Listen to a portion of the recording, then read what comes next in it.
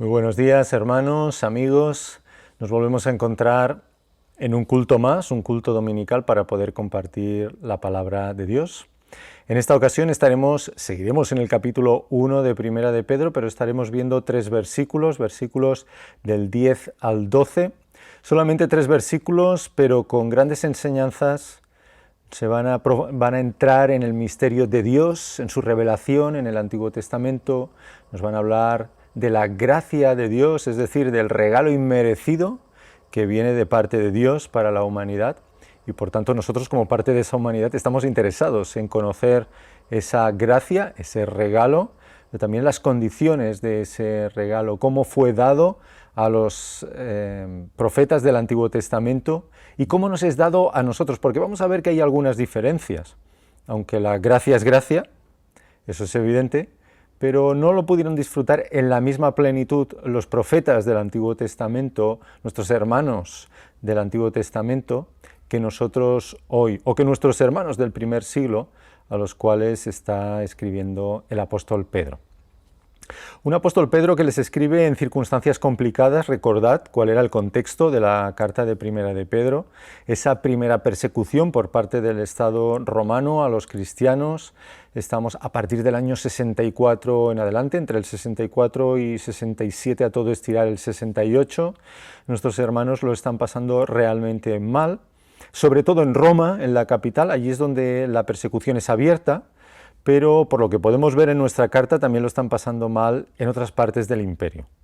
En este caso, en lo que hoy es Turquía, Capadocia, Bitinia, toda esta parte de lo que hoy es Turquía, centro y norte.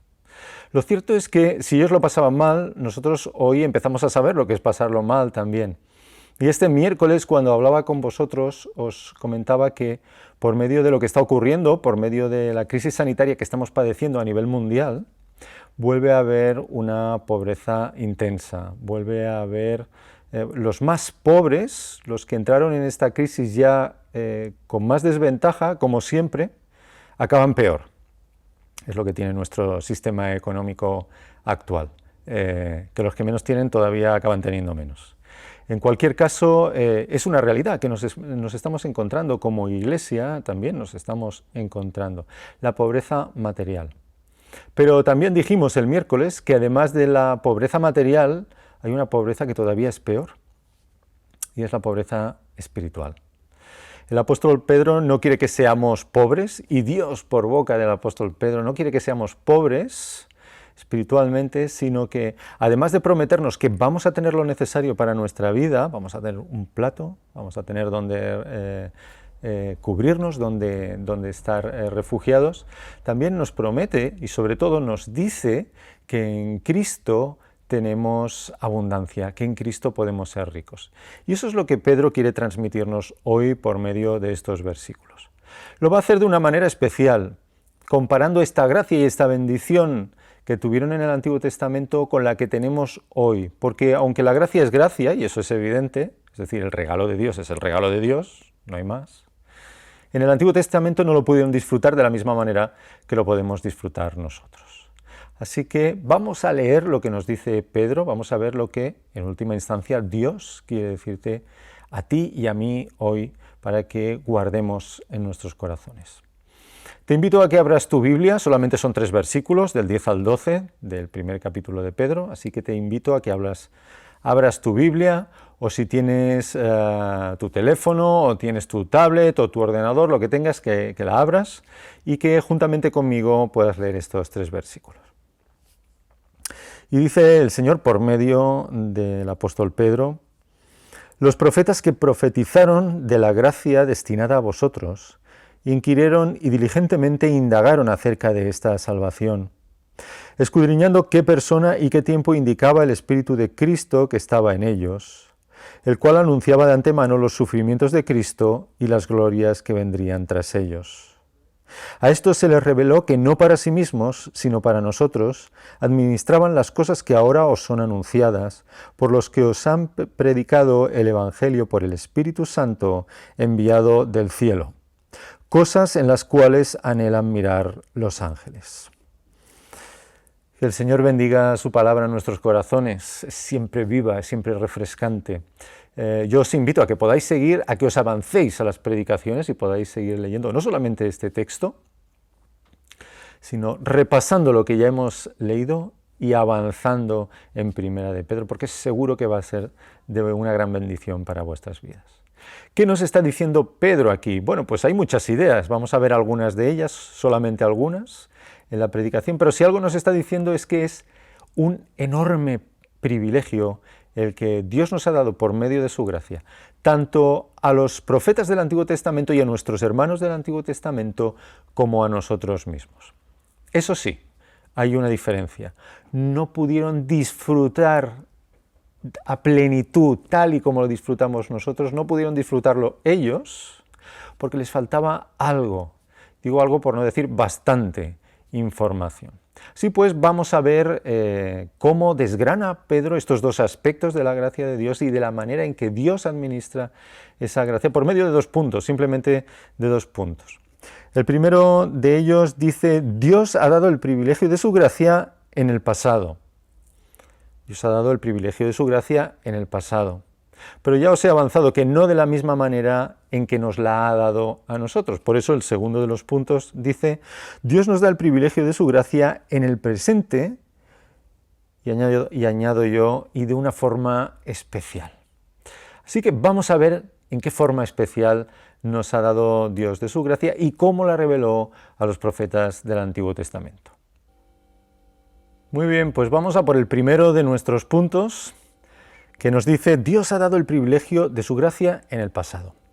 Para verlo vamos a volver a leer los versículos 10 y 11, donde Pedro está desplegando esta teología sobre la revelación de Dios en el pasado, sobre esta gracia que Dios ha dado y ha revelado en el pasado.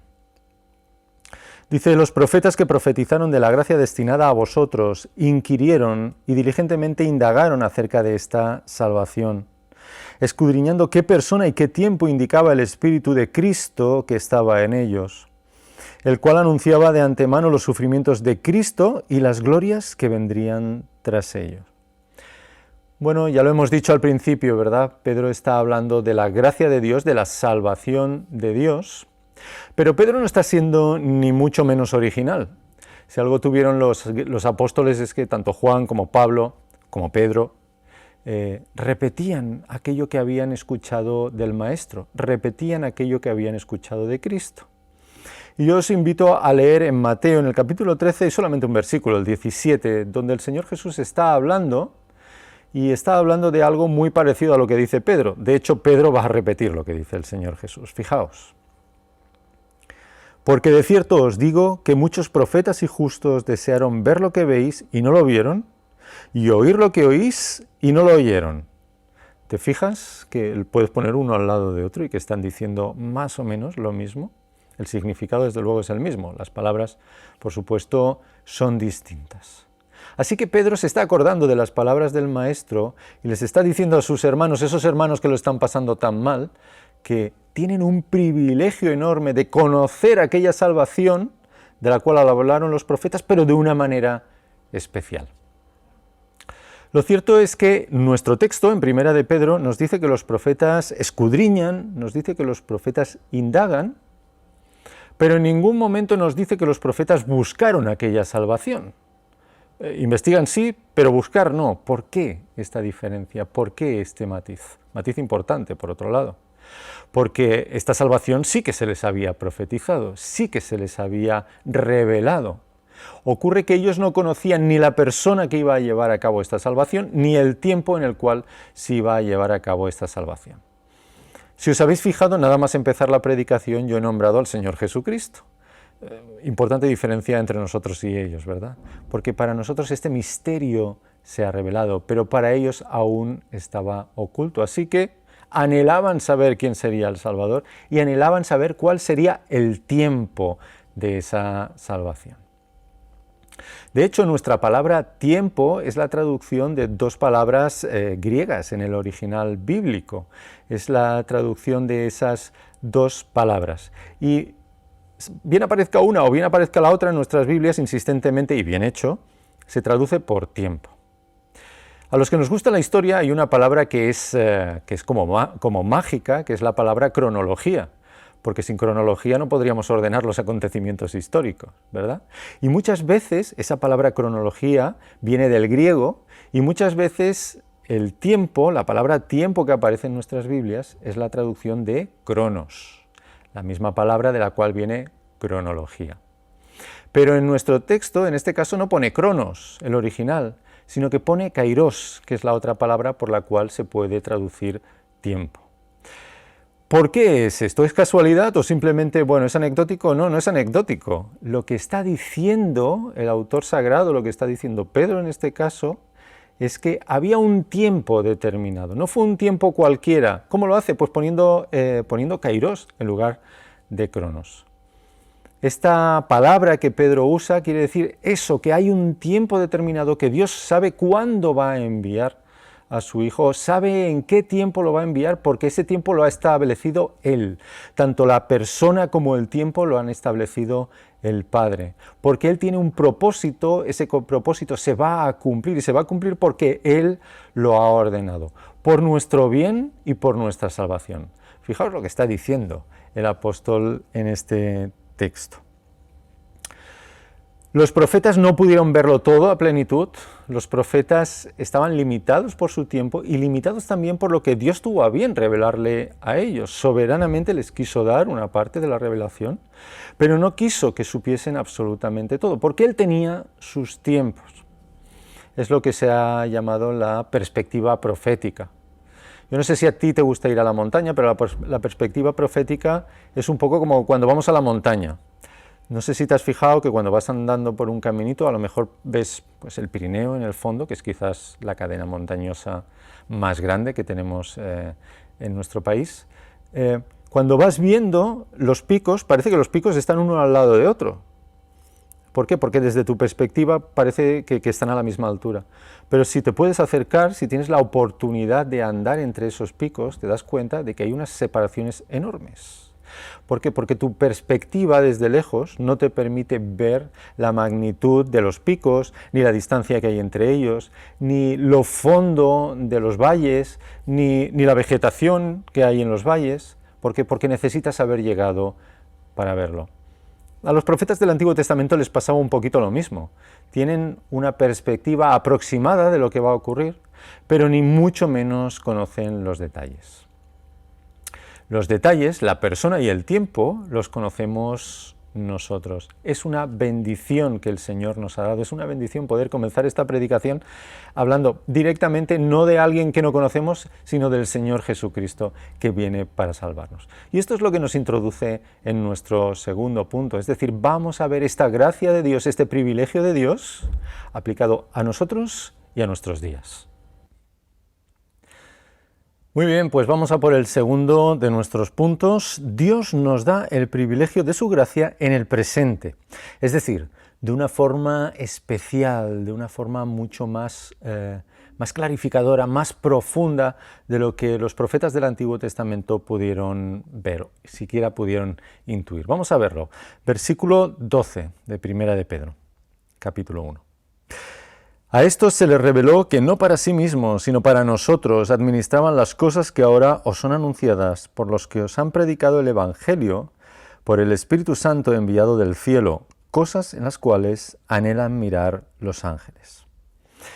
Os he dicho al principio que los profetas reciben revelación de Dios y una vez esa revelación ha sido recibida y entendida por ellos, entonces se ponen a escudriñar, a indagar la persona y el tiempo. Decían, bueno, Señor, ¿quién será? ¿Cuándo será? Porque si no les hubiera importado no lo hubieran hecho, pero es que anhelaban saber exactamente quién sería esa persona y ese tiempo. Nosotros también hacemos lo mismo. Supongo que cada uno de vosotros está leyendo el Antiguo Testamento, en un momento u otro está leyendo el Antiguo Testamento. Si alguien dice, no, yo el Antiguo Testamento no lo leo, entonces pasa que nos hemos de encontrar un día para tomar un café, porque necesitamos entrar a leer, entrar a profundizar en toda la palabra de Dios. Nuevo Testamento y Antiguo Testamento. Ocurre, eso sí, que nosotros tenemos la luz del Nuevo Testamento para poder interpretar correctamente el Antiguo Testamento. Nosotros tenemos los Evangelios, donde podemos ver al Señor Jesús caminando sobre la tierra, al Señor Jesús enseñando a sus discípulos y por medio de sus discípulos también enseñándonos a nosotros. Nosotros podemos ver aquella persona que fue en todo humana como nosotros, pero eso sí, como dice Hebreos, sin pecado, viniendo no solamente a ser ejemplo, que también, no solamente a ser nuestro maestro, que también, sino a morir por cada uno de sus hijos, a morir por cada uno de los que tenían que ser salvos. Yo no sé si os habéis fijado en que en nuestro texto dice que en ellos, en aquellos profetas, estaba el Espíritu de Cristo. Se está refiriendo al Espíritu Santo de Dios. Y es que a través del Espíritu Santo de Dios, en alguna manera, Cristo se estaba haciendo presente en ellos. Cualquier acción, absolutamente cualquier acción de una de las personas de la Santa Trinidad es una acción trinitaria, es decir, en alguna medida están todas involucradas en aquella acción. Los profetas profetizaron, en ellos estaba el Espíritu Santo, por tanto estaba Cristo haciéndose presente en ellos. Pero es que en mi salvación, en tu salvación, ocurre lo mismo. Tu salvación no es la obra simplemente de una de las personas, sino que es una obra trinitaria, es una obra de las tres personas de la Trinidad. La divinidad está implicada en pleno en tu salvación, en nuestra salvación. El Padre ordenó la salvación, el Padre que estaba dando aquella revelación a aquellos hombres del Antiguo Testamento, la estaba dando porque había ordenado que eso iba a ocurrir. Ellos no sabían cuándo ni quién, pero el Padre sí, porque Él mismo lo había ordenado. El Hijo obedientemente bajó, se entregó y murió, y no de cualquier manera, nos dirá Pablo, sino que sufrió muerte de cruz, una muerte absolutamente horrorosa. ¿Por qué? Por amor primeramente al Padre, pero también por amor a ti y a mí. Y el Espíritu Santo, cuando llegó el momento, tomó tu corazón, cambió tu corazón desde la misma base de tu libertad, lo movió de tal manera que no pudiste resistirte a su acción y te lanzaste en brazos de Cristo, te lanzaste en manos de Dios. Imagínate el misterio que está describiendo aquí Pedro, a dónde llega, la implicación de la divinidad, de la Trinidad en nuestra propia salvación, en tu salvación, en la de todos aquellos que somos hijos e hijas de Dios. ¿Cómo podía Pedro expresar esta maravilla que estamos describiendo? ¿Cómo podía expresarlo Pedro? Bueno, pues vamos a leer el versículo 12 de nuevo. Y te invito a que te quedes con la última frase, porque ahí es donde él expresa a qué punto llega esta maravilla. Dice, a esto se les reveló que no para sí mismos, sino para nosotros. Administraban las cosas que ahora os son anunciadas por los que os han predicado el Evangelio, por el Espíritu Santo enviado del cielo, cosas en las cuales anhelan mirar los ángeles. ¿Te has fijado? Cosas en las cuales anhelan mirar los ángeles.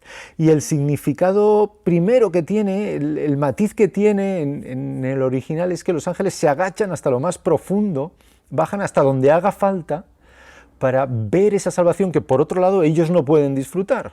La podemos disfrutar aquellos que hemos caído, aquellos que estamos en pecado, es decir, la raza humana, pero ellos no la pueden disfrutar, pues anhelan verlo, porque la obra de Dios es tan maravillosa, tan grande, que no quieren perdérsela.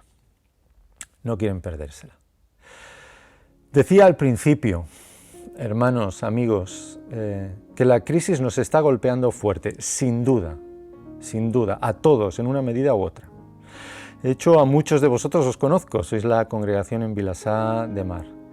A otros muchos no os conozco, estaréis en sitios del mundo muy distantes. No importa, yo no sé cuáles son tus circunstancias. Yo no sé si te está afectando esta crisis económicamente o no. No sé si está afectando allá donde vives esta crisis políticamente o no. No sé si está afectando a tu familia o no. No sé si tienes enfermos a tu alrededor o si tú mismo estás enfermo. No lo sé. Lo que sí sé es que hoy Dios, por medio de este texto que inspiró al apóstol Pedro y que estamos predicando aquí y ahora, llama al arrepentimiento, llama a la salvación, llama a una entrega de nuestros corazones, llama a aquellos que somos hijos de Dios para que nos pongamos de nuevo, si es que lo habías olvidado, si habías olvidado la maravilla que es la salvación de Dios, te pongas de rodillas y puedas adorar de nuevo a tu Dios. Y si no eres creyente, si no te has encontrado con Cristo, si tú no has aceptado esta salvación, te invito a que te pongas también de rodillas, pero para arrepentimiento, para fe, una fe de confianza, una fe que quiere ponerse en las manos de Dios, de aquel que cogió a la persona y cogió el tiempo para que pudiésemos ser salvos. Es mi deseo que hoy pueda ser así, que esto pueda ser una realidad en tu vida. Hermanos, vamos a orar, vamos a ponernos delante de Dios, vamos a hablar con el Señor. Señor, te damos infinitas gracias por el día de hoy, gracias porque podemos entrar en estas auténticas maravillas, misterios revelados, Señor. Gracias porque no son letra muerta, no es un texto del año 60 y pico del siglo I, sino que es tu palabra revelada, útil, efectiva en nuestros corazones. Te suplicamos, Señor, que tú nos ayudes a ser conscientes, cada día más conscientes de la importancia que tiene que conozcamos tu palabra, de la importancia que tiene que nos empapemos de tu palabra, de la importancia que tiene que sepamos recrearnos en la salvación que tú nos has regalado, Señor. Que sepamos ver ese amor que tú has derramado sobre nuestros corazones, Señor. Y que seamos cada día más conscientes de la necesidad de este mundo, de esta salvación, Señor. Te lo suplicamos. Te damos gracias por ello.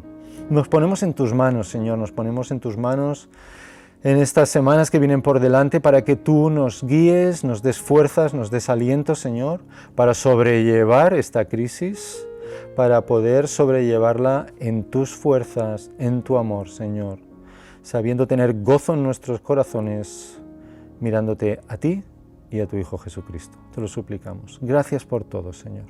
Estate tú con cada uno de nuestros hermanos, con la Iglesia en Vilassar de Mar, y también con cada una de las iglesias en el Maresma, en Cataluña y en todo el mundo, Señor. Te lo suplicamos, nos ponemos en tus manos. Gracias por todo, Señor, en el nombre y por los méritos de tu Hijo Jesús. Amén. Amén, hermanos. Recordad que esta semana nos volveremos a ver en los distintos grupos. Os animo a que os apuntéis, si no lo habéis hecho aún. Una fuente de bendición. El Señor bendice de muchas maneras, también a través de los grupos. Y tendremos una breve meditación bíblica el miércoles. Así que os invito a que podáis participar de las distintas actividades de la Iglesia. Que el Señor os bendiga, hermanos.